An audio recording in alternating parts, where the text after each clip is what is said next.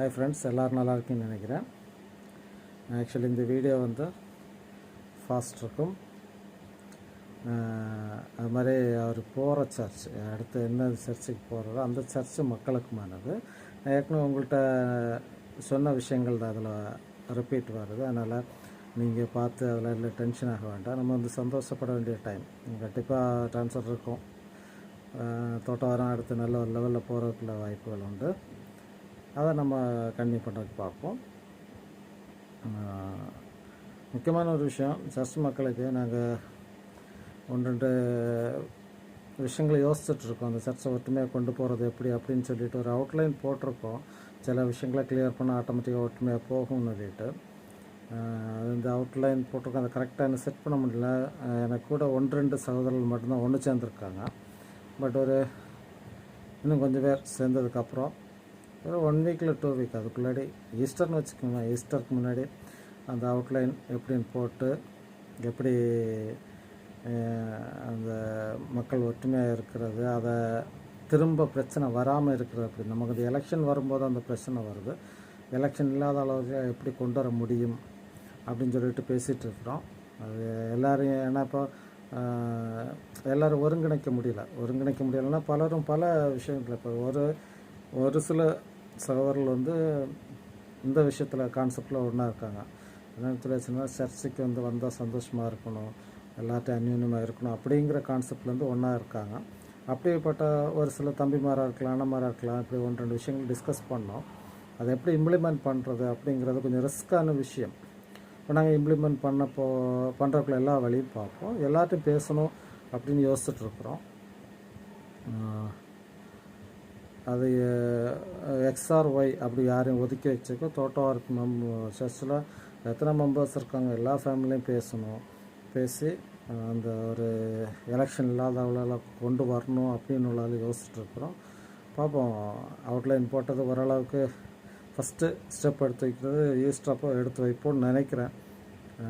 யார்கிட்ட பேச தொடங்குறதுன்னு ஒரு கன்க்ளூஷன் வர முடியல. ஏன்னா நமக்கு இப்போ கேஸ் இருக்குது, கேஸையும் கிளியர் பண்ணணும்,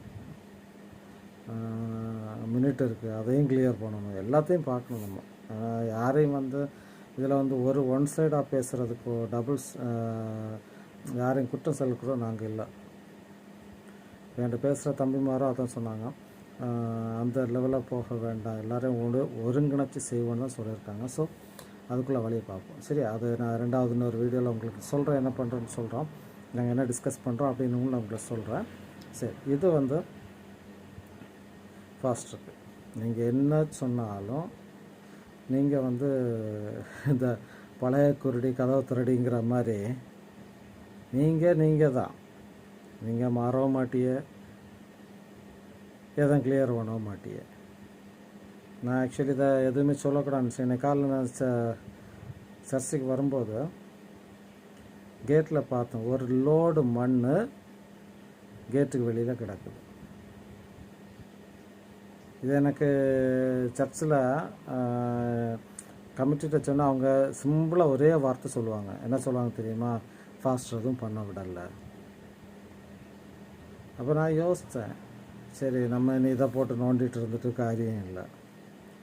ஏன்னா இப்போ கமிட்டி எதுவும் பண்ணாதுன்னு சொல்கிறதுக்கு நான் ஆப்ஷன் இல்லை. ஏன்னா நேற்றுக்கு நான் போய் சாயந்தரம் கொயர் ப்ராக்டிஸுக்கு போகிறேன். ஃபேன் ஓடல, கூப்பிட்டு சொல்லி ப்ராக்டிஸ் முடியறதுக்கு முன்னாடி அங்கே பார்த்தாச்சு. அப்போ அவங்க அதில் செய்யலைன்னு சொல்கிறதுக்கு எதுவுமே இல்லை. ஒரு ஃபேன் ஓடலை அப்படின்னு சொல்கிறப்பே பார்த்துட்டாங்க. பார்த்து என்னென்ன யூஸ் பண்ணணுமோ எலக்ட்ரிஷியனை கூப்பிடணும் எல்லாம் பார்த்து எல்லாம் இன்றைக்கி கிளியர் பண்ணியிருப்பாங்கன்னு நினைக்கிறேன். எனக்கு தெரியல எப்படி பண்ணணும். அதனால் கமிட்டி பண்ணலை அப்படின்னு சொல்கிறதுக்கு சான்சஸ் ரொம்ப கம்மி. பண்ண விடாமல் இருக்க நீங்கள் உள்ளது 100% ஷுர். ஏன்னா நான் சொல்லலை, நான் 6 மணிக்கு போகிறேன், 6 மணிக்கு கூப்பிட்டு பேசுகிறேன், 8 மணிக்கு முடிகிற முன்னாடி அங்கே வந்தாச்சு. அவங்க ரெகுமர் வந்தாச்சு. என்ன ப்ராப்ளம்னு பார்க்குறேன், அவங்களால சார்ட் அவுட் பண்ண முடியல, அதுக்கு அடுத்த ப்ரொசீஜர் போகிறாங்க. அதனால் அவ்வளோ ஸ்பீடு இருக்காங்க. அதனால் கமிட்டியாக சொல்லிவிட்டு காரியம் இல்லை. நீங்கள் பண்ண விடலைங்கிறது இப்போ 100% உறுதியாகுது. நீங்கள் ஏன் பண்ண விடலை அப்படின்னு யோசிக்கும்போது என்ன தோணுதுன்னு சொல்லி வச்சுட்டோன்னா, இன்றைக்கி கொஞ்சம் லிஸ்ட்டெல்லாம் வாசித்தீங்க. கரெக்டு, சந்தோஷமான விஷயம், நான் தப்புன்னு சொல்லலை, சந்தோஷமான விஷயம். நீங்கள் அந்த சம்மந்தப்பட்ட நபர்களுக்காகவே நீங்கள் சர்ச்சில் இருக்கிற மாதிரி தோணுது. அவர் ஒரு ஃபீலிங்காக இருந்தது எனக்கு. சரியா? சரி, அதை என்ன பண்ணிட்டு போங்க, நீங்கள் பண்ணா போங்க. சரியா? சரி, இந்த ஃபாஸ்ட்டரை பொறுத்த வரைக்கும் ஒரு சில விஷயங்களை அவர் போகிற சர்ச், அந்த கன்ஃபார்மாக தெரில, அந்த சர்ச் மக்களுக்கு நான் சொல்கிறேன். நான் வந்து தோட்டவரம் சிஎஸ்சி சர்ச் மெம்பர். இனி எந்த சர்ச்சு அப்படி இப்படின்னு சொல்லலைன்னா நான் மெம்பர். நான் வந்து சண்டே கிளாஸில் டீச்சராக இருக்கேன், போஸ்ட் ஸ்டடரில் டீச்சராக இருக்கேன், எண்டோரில் இப்போதைக்கு ஜூனியர் 1 டீச்சராக இருக்கேன், குயரில் இருக்கேன். ஆண்கள் சங்கம் முன்னாடி இருந்தேன், பட்டு நம்ம பேசினா யாரும் வரமாட்டாங்க, அதனால் நான் ஒதுங்கிடுச்சு. நீங்கள் நல்லா அதை பண்ணியிருப்போங்க. நான் இருக்கும்போது 2 பேர் 3 பேர் வருவாங்க, கதை அடிச்சுப்போம் போவேன். பட் இப்போ வந்து நல்லா பண்ணுறாங்க. ஸோ நம்ம அதில் போய் தலையிட்டு வேண்டாம், அவங்க பண்ணட்டும்ல, நான் ஒதுங்கிடுச்சு. அப்படி இருக்குது.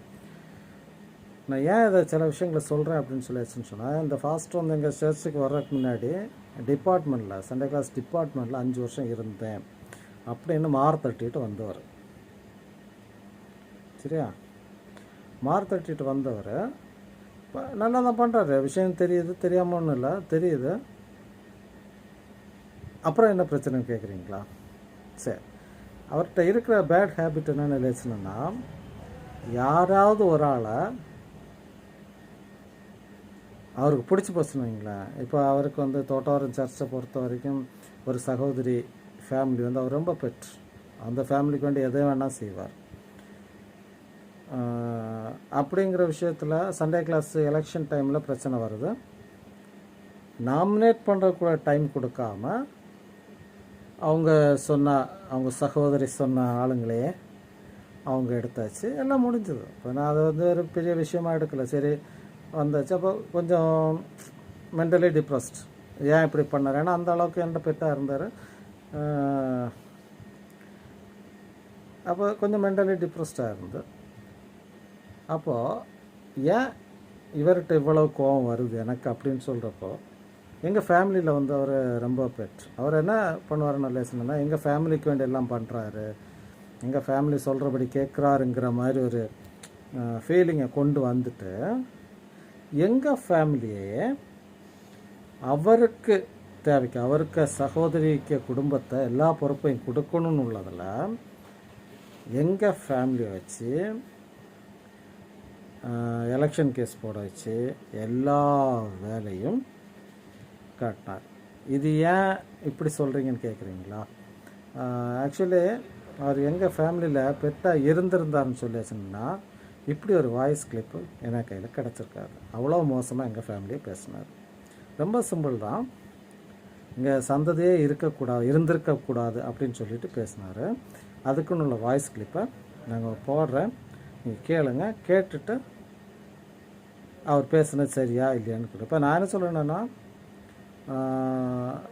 இப்போ கோவத்தில் பேசலாம், நீ நல்லா இருக்க மாட்டேன்னு பேசுகிற, அதெல்லாம் பேசுகிறக்குற. நான் பேசிட்டு அவங்கள வச்சு தனக்கு வேண்டப்பட்ட சகோதரிக்கு குடும்பத்துக்கு பொறுப்பு கொடுக்க வேண்டி கேஸு போட வச்சுக்கிறது. அப்போ கெட்ட பேர் வாங்குறதாரு எங்கள் ஃபேமிலி, எங்கள் கூட இருக்கவங்க. அவர் யோக்கியம், அவருக்கு சகோதரியும் யோக்கியம். அதுதான் பிரச்சனை. சண்டையில் வந்து திட்டுறதெல்லாம் திட்டிட்டு இப்படி செய்யறதான் பிரச்சனை. சரியா? இந்த வாய்ஸ் கிளிப்பை கேளுங்க. சரியா? வாய்ஸ் கிளிப்பை கேளுங்க, அதுக்கப்புறம் நான் விளக்கம் சொல்கிறேன். அங்கே கொண்டு வச்சிருக்கேன். இவன் காட்டுறது மொத்தம் தலைகறந்த நிலையில உண்மையில இவனோட குடும்ப பகைகள் கோயில்ல கொண்டு வந்தது. இவன் அங்கே வெட்டி கொண்டிருந்தா கூட குழப்பம் இல்லை. நான் இவன் அப்படி அங்கே கிடந்து செத்துறதுனால குழப்பம் இல்லை. பாவப்பட்ட ஆளு வர கோயில கிடந்து தீக்காதான்.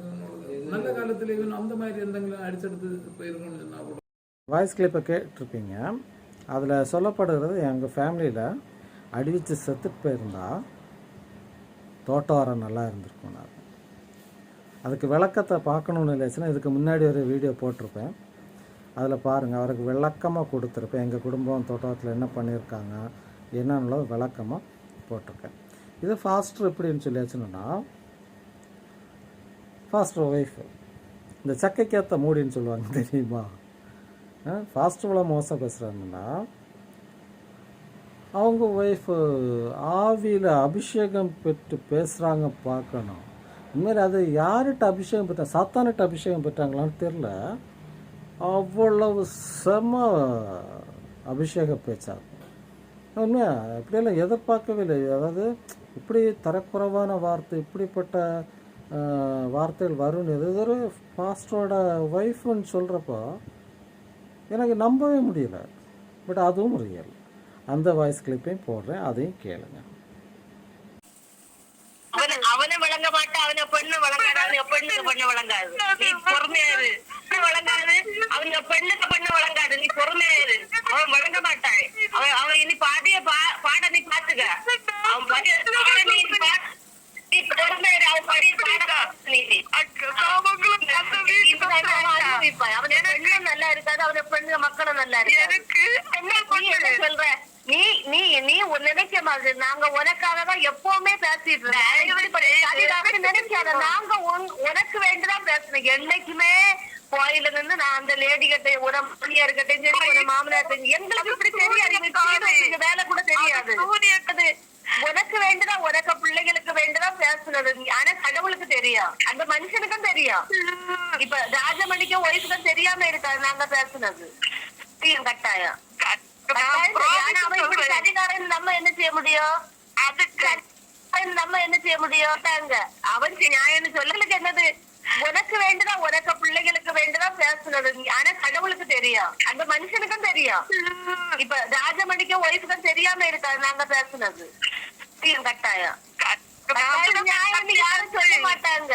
அவன் இனி பாடிய பாட நீ பாத்துக்க.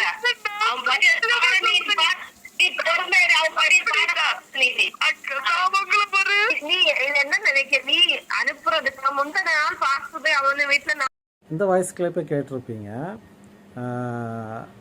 எப்படி சாபம் போடுறாங்கன்னு கேட்டிருப்பீங்க. சாபம் போடுற ஃபேமிலி எதுன்னு சொல்லியாச்சுன்னு சொன்னால் அவங்க கூட க்ளோஸாக இருக்க ஒரு ஃபேமிலி. வெளி வேஷத்துக்கு அவங்க அவ்வளோ க்ளோஸாக இருக்காங்க. பட் அந்த ஃபேமிலியே சாபம் அவங்களுக்கு அந்த ஃபேமிலிக்கு எந்த சம்மந்தமும் கிடையாது, எந்த சண்டையும் கிடையாது. அப்படி ஒரு ஃபேமிலியில் ஒரு குழந்தையும் பிள்ளைகள் எல்லாம் சாபம் போடுறாங்க. அப்போது இவங்க ஆக்சுவலி உண்மையிலே ஊழி செய்கிறதுக்கு வராங்களா, இல்லை அவியலுக்கு தற்பெருமைகளை காட்டுறதுக்கு, நாங்கள் தான் கடவுளுக்கு அடுத்த பாட்டிலும் காட்டுறதில்ல, இல்லை நாங்கள் தான் கடவுளுன்னே காட்டுறதுக்கு இருக்காங்களான்னு தெரியல. அவ்வளோ மோசமாக பிஹேவ் பண்ணுறாங்க. சரி, இது கூட ஓகே. இவர் 5 வருஷம் டிபார்ட்மெண்ட்டில், சண்டே கிளாஸ் டிபார்ட்மெண்ட்டில் இருந்தாராம். ஒரு விஷயத்தை எடுத்துடுங்க. சண்டே கிளாஸ் விஷயங்களை பொறுத்த வரைக்கும், சண்டே கிளாஸ் சர்ச்சை பொறுத்த வரைக்கும் ஒரு ஆளுக்கு ஒரு பதவி தான். அது நாம்ஸே அப்படி தான். ஏன்னா முன்னாடி சில பிரச்சனைகள் இருந்தது, 2-3 பதவி வச்சுருந்தாங்கன்னு சொல்லி அதை கிளியர் பண்ணி நாம்ஸே என்னன்னு சொல்லி வச்சுருந்தோன்னா, சண்டே கிளாஸில் ஒரு ஆள் எலெக்டட் ஆகி, இது எலெக்டட் இல்லை, அவராக எடுத்து வச்சார், அது வேறு இருக்கட்டும். அந்த கிரிமினல் வேலைகளெல்லாம் காட்டி எடுத்து வச்சாங்க. சரி, அதை கேட்டு போடாத ஒரு விஷயம் இல்லை. ஒரு ஆள் எலெக்ட் பண்ணி வந்தாச்சுன்னு சொன்னால் அந்த சம்மந்தப்பட்ட கிளாஸை விடணும் அவங்க. அப்போ என் கூட போஸ்டரில் இருக்க டீச்சர் அக்கௌண்டண்ட்டாக வராங்க. சரி, அப்போ நான் சரி நம்ம அக்கௌண்டண்ட்டாக வச்சு, அப்போ அந்த ஒன்றும் இல்லை, அந்த கிளாஸுக்கு டீச்சரை போடணும், இல்லைன்னா அந்த கிளாஸ் எங்கள் கிளாஸுக்கு வரணும். சரியா? இது அப்படி இல்லாமல் இவங்க என்ன பண்ணுறாங்க, ஃபாஸ்டரு 5 வருஷம் டிபார்ட்மெண்ட்டை நடத்தின பாஸ்டரு, நான் பயங்கர யோக்கியம்னு காட்டுற பாஸ்டரு என்ன பண்ணுறான்னு சொல்லி சொன்னோன்னா, சம்மந்தப்பட்ட அக்கௌண்டண்ட்டுக்கு போஸ்ட் அடலில் ஒரு கிளாஸு, கிறிஸ்டின் எஜுகேஷனில் ஒரு கிளாஸ். ஏதாவது சர்ச்சில் இப்படி நடக்குமா? Accountant post, post Atal teacher, Christian education teacher. ஏதாவது சர்ச்சில் ஏதாவது ஃபாஸ்டரு எவ்வளவு தான் அவங்கள்ட்ட அந்யோன்யமாக இருக்கட்டும், அவங்களுக்கு என்ன டீலிங் இருக்கட்டும், இப்படி கொடுப்பாங்களா? அது கீழே இதில் போடுறோம் பாருங்கள், எப்போ அந்த அட்டண்டன்ஸ் கார்டை உங்களுக்கு போடுறேன், நீங்கள் நம்ப மாட்டீங்க, சும்மா சொல்கிறேன் அப்படின்னு யோசிப்பீங்க. அட்டண்டன்ஸ் கார்டை போடும். அப்போது இந்த பிரச்சனை வந்த பிறகு கிட்டத்தட்ட ஒரு வருஷமாக அப்படி தான் மெயின்டைன் ஆச்சு. லாஸ்ட் இயர் ஃபுல்லாக வந்து அப்படி தான் மெயின்டைன் ஆச்சு. இதில் பயங்கர காமெடி என்ன தெரியுமா, அந்த அக்கௌண்டண்ட்டுக்கு ஸ்பெஷல் ப்ரைஸ் வாங்கியிருப்பாங்க, போஸ்டல் டீச்சருக்கு ஸ்பெஷல் ப்ரைஸ் வாங்கியிருப்பாங்க, கிருஷ்ண எஜுகேஷன் டீச்சருக்கு ப்ரைஸ் வாங்கியிருப்பாங்க. யோசிச்சு பாருங்க, 3 ப்ரைஸ். அல்பத்தனம், இப்படி ஒரு அல்பத்தனம் உண்டா? யோசித்து பாருங்க. இப்படியும் டீச்சர்ஸ் இருக்காங்க. ஆனால் அந்த ஃபாஸ்ட்டு செய்கிறது தான் டீச்சர்ஸ் இருந்துட்டு போகிறாங்க. ஏன்னா ப்ரைஸுக்கு வேண்டிய அல்பத்தனம் காட்டுவாங்களா இருக்கலாம். 4 ப்ரைஸு கிட்டினா வீட்டில் 4 பாத்திரம் வச்சலாம் இல்லையா?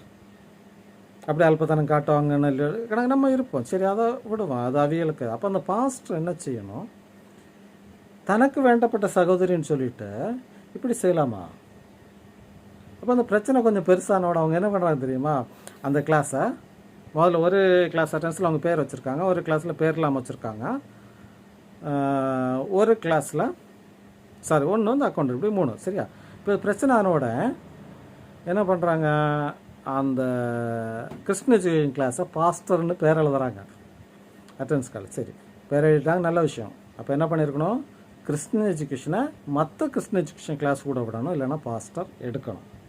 எடுக்காமல் திரும்பவும் அக்கௌண்டண்ட்டு போஸ்டல் கிளாஸும் கிருஷ்ண எஜுகேஷன் கிளாஸும் ஒரே நேரத்தில். இது எப்படி தெரியுமா, ஃபாஸ்டர் அந்த கிளாஸ் அவங்கள்ட்ட கொடுத்துட்டாங்களாம். அப்போ அது என்ன அர்த்தம்னு எனக்கு புரியல. இப்போ ஒருத்தன் பெண்ணு கட்டுவான், எனக்கு பார்க்க முடியலன்னு அடுத்தவன்கிட்ட கூட்டுப்பானா?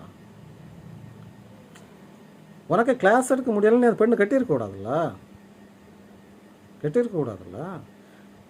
உனக்கு முடியும்னு தானே கல்யாணம் பண்ண, அப்புறம் அதுக்கு அடுத்தவன்கிட்ட கொடுக்குற? அது என்ன ரூல்ஸு? சரி, ரூல்ஸு கொடுக்குற அவன் ஏற்கனவே கல்யாணம் ஆனவன் தெரியலையே உனக்கு, ஏற்கனவே இன்னொரு கிளாஸ் இருக்கு இல்லையா? இது எப்படி, என்ன விதத்தில் இது நியாயம்னு எனக்கு தெரியல. சரி, அது கூட ஓகே. ஒரே நேரத்தில் 2 கிளாஸுக்கு என்ன பாடம் எடுப்பாங்க? போஸ்டல் பாடம் எடுப்பாங்களா, கிருஷ்ண எஜுகேஷன் பாடம் எடுப்பாங்களா? ஒரே நேரத்தில் 10th and 12th சேர்த்து பாடம் எடுப்பாங்களோ? முட்டாள்தனமா இல்லை? கேட்குறவன் கேனாயனாக இருந்தால் இன்னமும் சொல்லுவாங்க. இதுதான் அந்த ஃபாஸ்டருக்கு 5 வருஷம் டிபார்ட்மெண்ட்டில் இருந்தவர் எங்கள் தோட்டவரம் சர்ச்சில் வந்து காட்டினா அவருக்கு வீம்பு, நான் கடவுள் காட்டினார். இது ஒத்துவதுக்கு ஒரு செக்ரட்டரி, அக்கௌண்டன்ட் தான் பொறுப்பாச்சா? ஏன்னா வேண்டப்பட்ட சகோதரி பார்த்தீங்களா ஃபாஸ்டருக்கு, என்ன ரிலேஷன் தெரியாது எனக்கு. நம்ம வந்து தப்பாக அதுவும் சொல்லக்கூடாது, அது சகோதரின்னு தான் சொல்லணும், அதில் எதுவும் சொல்லக்கூடாது. யோசித்து பாருங்கள், இப்படி ஒரு ஃபாஸ்டர் ஒரு சர்ச்சை எப்படி லீட் பண்ணுவார்? யோசித்து பாருங்க. இப்போ கிளாஸ், இப்போ அக்கௌண்டன்ட் சரி ஒரு கிளாஸ் கொடுத்தா சரி, டீச்சர்லாம் கொடுக்கலாம். 2 டிபார்ட்மெண்ட் எப்படி நடத்துவாங்க?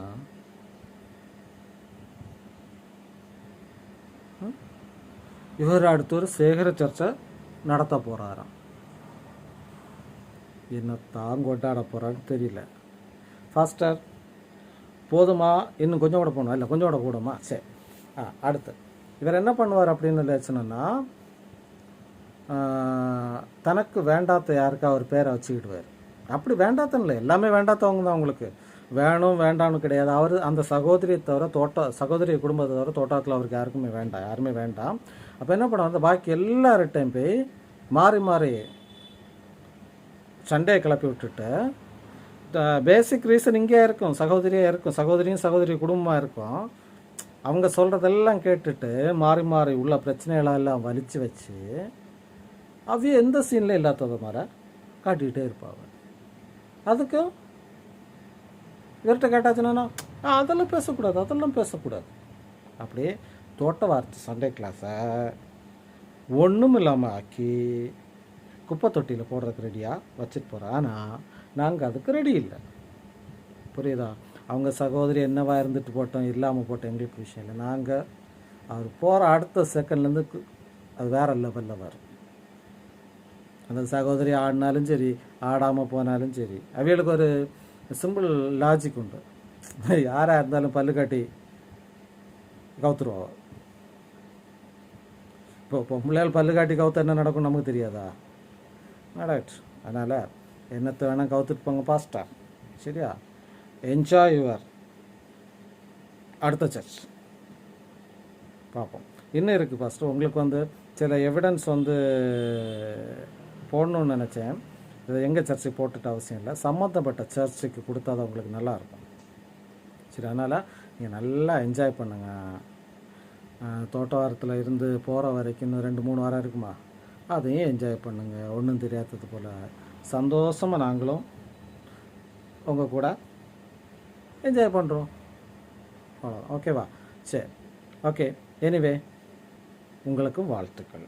போகிற சர்ச்லேயும் நல்லா வாங்கி கட்டுங்க, நல்லாயிரும். சரியா?